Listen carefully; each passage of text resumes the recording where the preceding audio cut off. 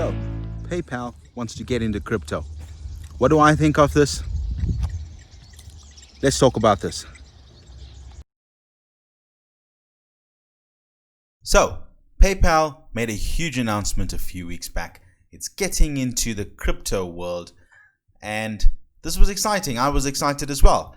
The news coverage was great. PayPal opens crypto services to millions of eligible account holders in the US. I didn't notice the US only news, but we had a lot of good coverage. Pomp talking about it. They have a 26 million merchant network. So their network's massive. They have millions of users as well. PayPal opens the gates. Hundreds of millions of active PayPal accounts. Didn't know it was that many. Just woke up to this Bitcoin message. Pretty cool, right? And then they very quickly increased the purchase limit from 10K to 20K per week. That's pretty big. And then there was this announcement. I caught this in one of the articles. By 2021, the company also plans to let customers use crypto to pay for things. So all of this is great, and it got some good coverage in the mainstream news as well.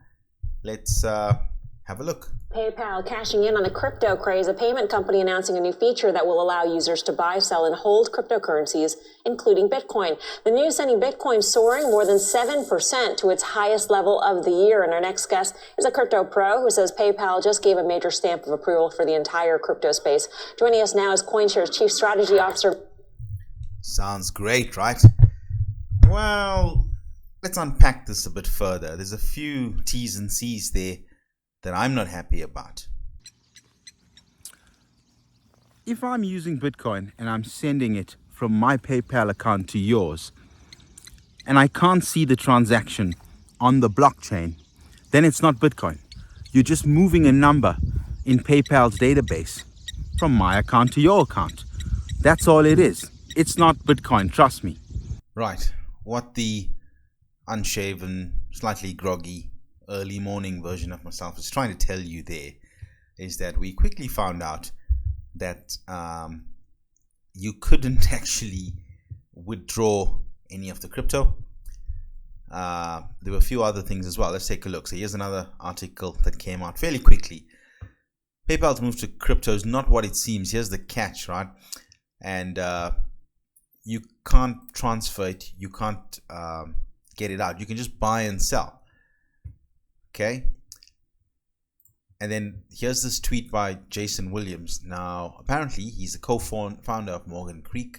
And I think Pomp is one of his partners there, Morgan Creek. So, PayPal and your Bitcoin, your in quotes, you can buy Bitcoin. You can't withdraw Bitcoin. You can't send it to another account. I actually, until today, thought that you could.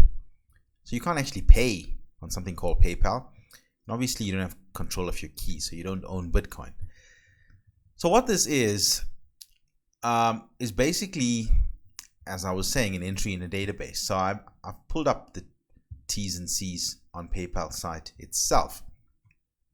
Lots of stuff here, crypto hub, blah, blah, blah. So you can buy crypto assets, hold it, and sell it. So this is like them becoming an exchange that you can never withdraw. So it's the Hotel California exchange. You can check in, you can never leave, right? You give them money. It's like an ETF, a crypto ETF, where you're buying a number on their database, and that number is linked to, let's say, Bitcoin, Ethereum, Litecoin, or I keep forgetting the name. There's a fourth crypto. And if the Bitcoin value goes up, the value of what you've bought goes up. I don't know why you can't pay for it. Well, I've got a theory. I'll get to that in a minute. Obviously can't take it out. I don't think they've got enough crypto for their hundreds of millions of users to withdraw. I think they would be scared of a bank run. But I've got another theory as well. You can't transfer it to another wallet. So you're just buying a number in the database. And that's basically it for now. See, they could be throwing you a piece of bread like I am to this guy here. Go, get it, Bench. Come on. Right, let's get to the meat of this video. Here's what I think's happening here.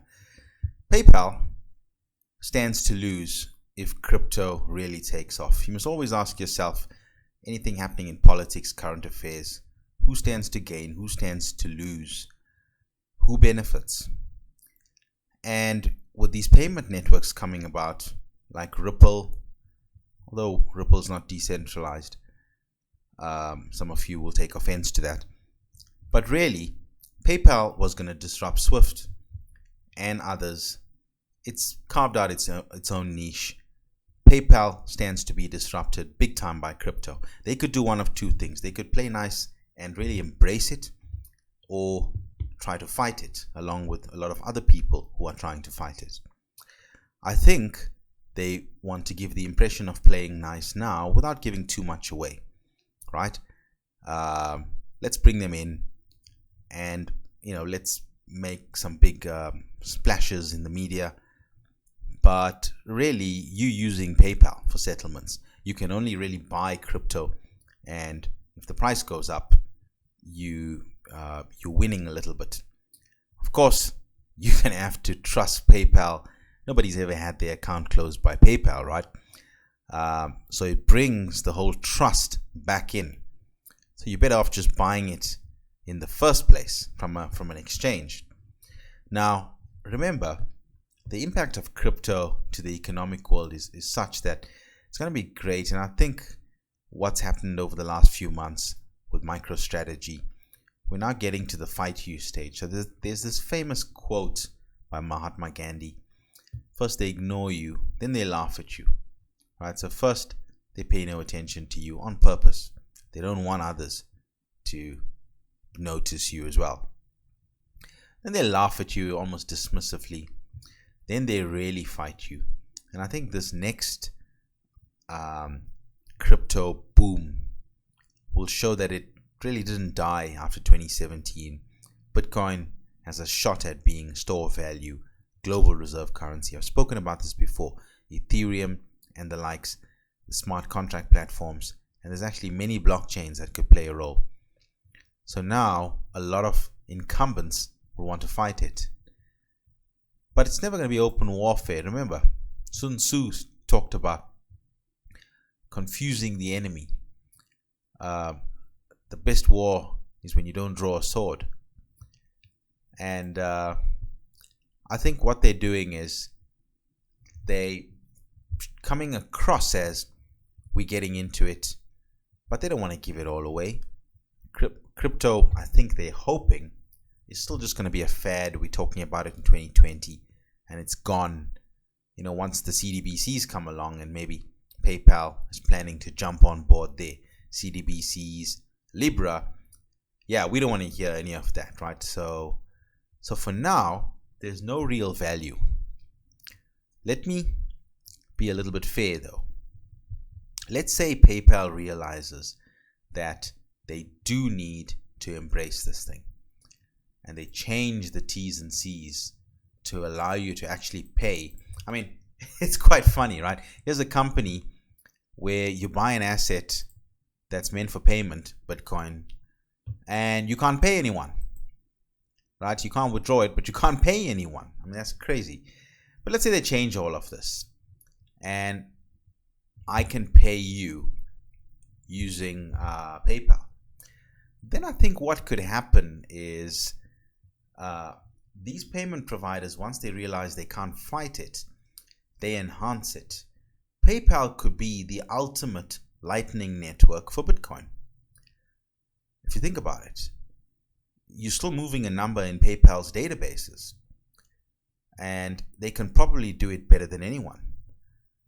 But if at the end of it you're allowed to take your Bitcoin out, and they obviously need to get into Bitcoin reserves, have enough, they don't want this bank run, then that might be a good thing. Right now, the only good thing that I see with this, if they're in fight it mode, is that you have millions of users now that maybe are not into crypto like you and me, and they see a little bit of legitimacy.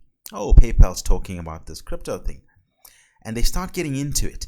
and they do a bit of research, and hopefully they learn quickly what it's really about, and they just buy it, the proper way. Own the keys, own the Bitcoin. So to recap, number one, we need to be able to withdraw crypto. Number two, I'm a little bit flexible on seeing the transaction on the blockchain. If we don't, but we can withdraw crypto, then PayPal effectively becomes another Lightning Network type of layer, which might be a good thing for Bitcoin to have alternative Lightning layers or Lightning type layers that allow it to scale. So this thing could still be good. It just depends on what they do from this point forward. We'll see. I also forgot there's probably going to be fees with doing this that you're not going to get on exchanges. We'll have to just see. So hope you enjoyed that. This could turn out to be a decent story in the end. Right now, I'm a little bit skeptical, but if any of your friends see this and they come to you and say, well, I'm a bit more interested in Bitcoin now that PayPal's talking about it, that's a good thing. And, let's take it from there. So until next time, I hope you enjoyed this. I'll see you guys really soon.